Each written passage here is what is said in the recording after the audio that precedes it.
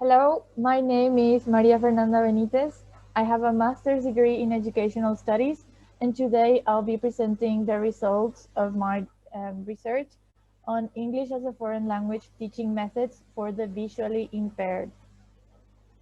In Paraguay, students with visual impairment have been included within the Paraguayan education system since 2014. This was supported by Law 5136 of Inclusive Education, issued on December the 23rd of 2013. However, there is a lack of programs or methods specifically designed for students with visual impairment in Paraguay that attempt to fulfill the criteria set by the United Nations Convention for the Rights of People with Any Kind of Disabilities, as well as the Paraguayan Constitution. In regards to the impact of blindness on cognition and perception, researchers believe that the linguistic and reasoning behavior of congenitally blind and even deaf-blind individuals is largely similar to that of sighted people, as they present very similar concept representations, even though they rely on hearing and touch rather than sight.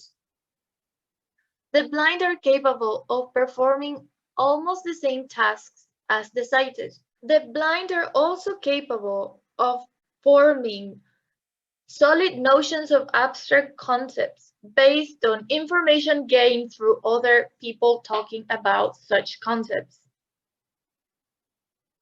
More than the lack of vision itself, it is the absence of compensatory stimuli that is more likely to cause detriment in the development of concepts and possible damage to the overall development of the blind person. The lack of vision causes the blind subjects to rely more greatly on the information provided by other senses.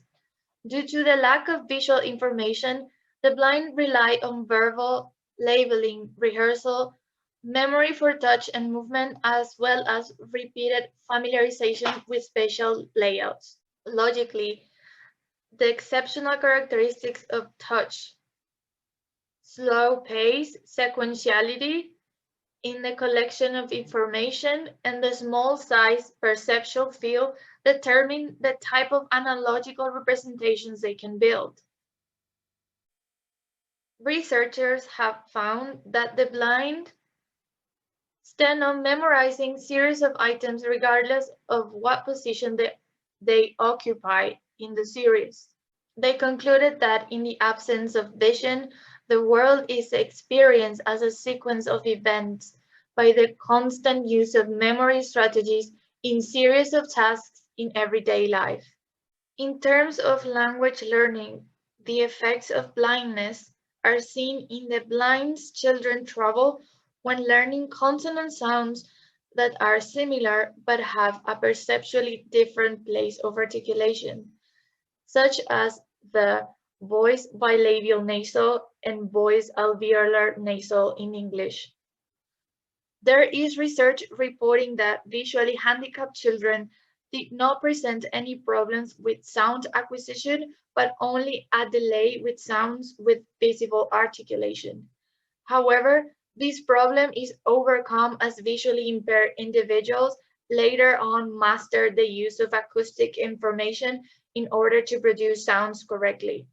In addition, research has led scholars to believe that the blind are actually faster at processing language, especially initial phonemes. They are faster than their sighted peers. It has also been determined that blind children have a tendency to use specific rather than general nominals. This is believed to be caused by visual impairment, which makes it difficult for blind children to make generalizations as the usage remains more tied to the original reference of the word.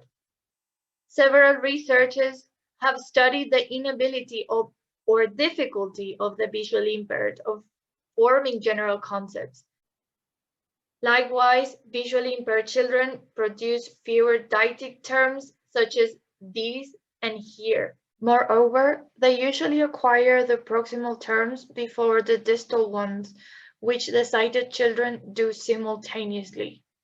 All these data found through a literature review was used to establish a criteria which was then compared to English as a foreign language methods for the visually impaired in order to determine their suitability. I am now going to present two examples of the analysis carried out on different EFL methods for the visually impaired according to criteria set by a literature review. The first example is a method for introducing new grammatical structures proposed by two Russian teachers. Propose a lesson on demonstrative pronouns in which the teacher needs to place two objects on the visually impaired learner's desk. One of them should be right in front of the student and the other object at the far end of the desk. The teacher must explain what they are doing and what is being placed on the desk. Then the teacher must take the child by the hand and touch the near and far objects with their hand, muttering in English, marking with the voice the new pronouns. This is a car and that is a teddy bear. The process can be repeated a few times. Likewise, the child should be given the opportunity to explore the objects and comment on their actions. Consequently, the educator must make sure the student has understood. This method can be considered as suitable as it is greatly based on interaction through which the blind are able to understand concepts that might stay beyond their grasp if they are not assisted. Furthermore, the students are being encouraged to use touch in order to explore objects and therefore the context of the activity. The method is also an opportunity to hear and produce language and have one-to-one work time with the teacher, making it easier for the educator to notice if the student has comprehended the concepts or any other problems. Moreover, this might help with creating confidence and motivating the EFL visually impaired learner. In this activity, language and oral skills are also used to fill all the conceptual gaps that might result from the lack of vision. Furthermore, this method also allows the use of verbal labeling, rehearsal touch, and repeated familiarization in order to form concepts of space. The next example is a writing activity adaptation in which blind learners are supposed to replace the words in a speech sample with the corresponding words according to the recently learned grammatical structure. According to these Russian teachers, when adapting this activity for blind students, the teacher should use either the sentence pattern with gaps and the words for reference or elements of the speech sample written in Braille on separate cards.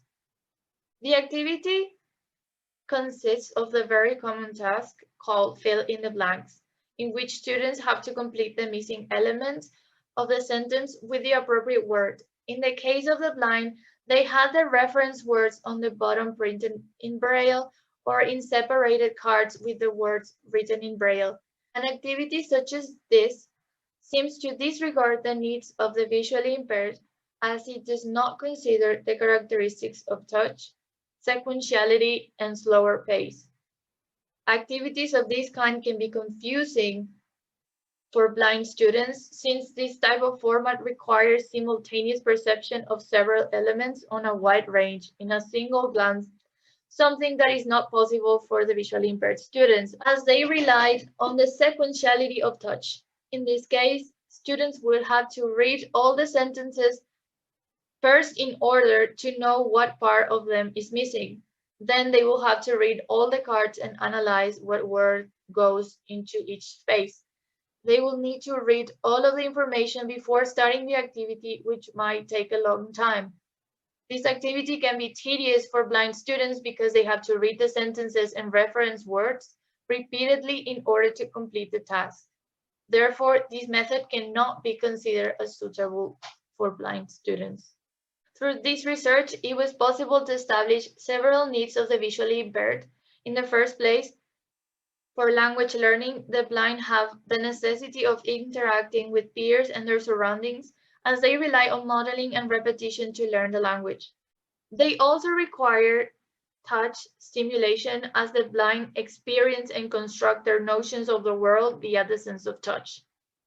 It is important to highlight that the blind need stimulus that can be analyzed in sequences, as it is one of the characteristics of haptic information. I hope you enjoyed this presentation and that all the results presented are useful for future inclusive teaching practices.